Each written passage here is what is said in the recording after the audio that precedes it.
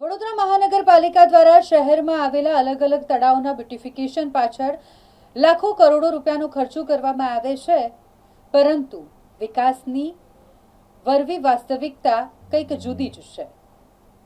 અહીં વાડી વિસ્તારમાં આવેલા રામનાથ તળાવ વિશે જો વાત કરીએ તો આ રામનાથ તળાવને લોકો માટે હરવા ફરવાનું સ્થળ બનાવવાનો કોર્પોરેશનનો ઈરાદો હતો અને જે માટે લાખોનો ખર્ચો પણ કરવામાં આવ્યો, પરંતુ અત્યારે તમે ત્યાં એક નજર નાખો તો ચારે તરફ તમને ગંદકીનું સામ્રાજ્ય જોવા મળે। આ રામનાથ તળાવ નહીં પરંતુ ગંદકીનો ઢગ હોય એવું પણ કહી શકાય।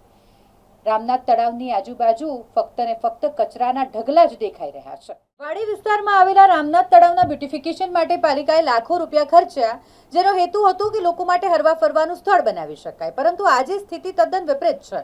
તળાવના કિનારે ઠેર ઠેર કચરાના ઢગલા જોવા મળી રહ્યા છે, જાણે કે આખું તળાવ ગંદકીનું કેન્દ્ર બની ગયું હોય। માત્ર ગંદકી જ નહીં, તળાવની વચ્ચે શોભા વધારવા માટે લગાવવામાં આવેલો ફુવારો પણ લાંબા સમયથી બંધ અને તૂટેલી હાલતમાં છે। એટલું જ નહીં, સાંજના સમયે અહીં અંધારપટ છવાયેલો રહે છે, કારણ કે લાઇટનિંગની સુવિધા પણ શોભાના ગાંઠિયા સમાન બની ગઈ છે। સુરક્ષાના નામે અહીં કંઈ જ નથી, જેના કારણે સ્થાનિકોમાં ભારે રોષ જોવા મળી રહ્યો છે। આ મામલે હવે રાજકારણ ગરમાયું છે। વોર્ડ નંબર 14ના કોંગી કાઉન્સિલર દીપા શ્રીવાસ્તવ અને તીર્થ બ્રહ્મભટ્ટે તળાવની સ્થળ મુલાકાત લીધી અને આ મુલાકાત દરમિયાન તેમણે વડોદરા મહાનગરપાલિકાના તંત્ર પર ગંભીર આક્ષેપો કર્યા। લોકોના ટેક્સના પૈસાનો આ રીતે વ્યય કરવો એ ગુનો છે। તંત્રની બેદરકારીના કારણે આજે એક ઐતિહાસિક અને સુંદર તળાવ તેની ગરિમા ગુમાવી રહ્યું છે। વડોદરા શહેરના પૂર્વ વિસ્તારમાં જે આપણે ઊભા છે, રામનાથ જે નવનાથ મહાદેવ છે, એમાંના એક મહાદેવ રામનાથ મહાદેવના રામનાથ તળાવનું બ્યુટિફિકેશન છેલ્લા 3 વર્ષથી કરવામાં આવી રહ્યું હતું। હું તમને જણાવું કે દરેક વરસાદના દિવસોમાં અહીંયા 4 થી 5 ફૂટ પાણી ભરાઈ જાય છે। ત્યારબાદ બી આ તળાવ ખોદીને નાનું કરી દેવામાં આવ્યું, એટલે પાણી ભરાવાની સમસ્યા વધવાની છે। આ ગયા વખતે પણ પાણી ભરાયા હતા। વર્ષે આ ફક્ત બ્યુટિફિકેશનના નામે સિમેન્ટની દિવાલો ચરી દેવામાં આવે છે। ચલો, કદાચ વિસ્તાર સારો કરવાનો હેતુ હશે। દીપાબેન અને તીર્થભાઈ જણાવ્યા એ પ્રમાણે 5 જૂને જ્યારે પર્યાવરણ દિવસ હતો, કેટલાય છોડવા લાવીને મૂક્યા અને આજે મૃતપાય હાલતમાં છે, તેની કોઈ કાળજી લેવામાં નથી આવતી। તમે જોઈ શકો છો કે સંપૂર્ણ તળાવમાં ખોદકામ કરીને એક સારું તળાવ બનાવવાની એક નેમ હતી। સંપૂર્ણ તળાવ સુકાઈ ગયું હતું, પરંતુ તે જે કચરાપેટી દેખાય છે સામે, જે વર્ષોથી છે, અમે 20 વર્ષથી જોઈ રહ્યા છે, ત્યાંથી કચરો પણ ઉઠાવવામાં નહીં આવ્યો। હવે એ જ કચરો પાછો તળાવમાં જશે એટલે પાણી પાછું ગંદુ થશે। આજે રામનાથ તળાવને પૂર્વ વિસ્તારમાં આવેલું છે, સૌથી વધારે વેરો ભરતા વિસ્તારમાં આ લોકો પોતાની અનાવડતના કારણે પોતાના એક અવાજ ઉઠાવવાના સંકલ્પને લીધે રહી જાય છે, પરંતુ આ વખતે 2 સીટ કોંગ્રેસની આવવાથી બંને કોર્પોરેટર અહીંયા વિઝિટ માટે આવ્યા ત્યારે જોયું કે આ કુશાસન થઈ રહ્યું છે।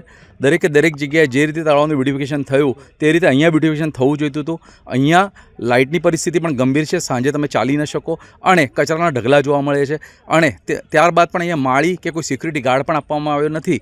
તો આવનારા દિવસોમાં મારી જે આપણે કોર્પોરેશન એક જ વિનંતી છે કે પૂર્વ વિસ્તાર જોડે જે અન્યાય થઈ રહ્યો છે, જે ઓલ્ડ સિટીને ગોલ્ડ સિટી બનાવવાની અમે નેમ લીધી છે, તેની માટે તમે આ જૂના વિસ્તારને પ્રાધાન્ય આપી સારામાં સારું કામ કરી બતાવો તો અમે હંમેશા તમારા આભારી રહીશું। વોર્ડ નંબર 14ના 2 નગરસેવક રામનાથ મહાદેવ આવ્યા હતા, ત્યાં અમે જોયું કે આ બ્યુટિફિકેશન અમે જે થઈ રહ્યું છે તે અમે નિરીક્ષણ કરવા આવ્યા હતા, પરંતુ આવીને જોયું તો ખબર પડી કે જે મોદી સાહેબના 12 વર્ષના સુશાસનના અમે ઝાડ લાવવા આવ્યા હતા ને, એ વડોદરા પાલિકાનું કુશાસન સાબિત થયું છે।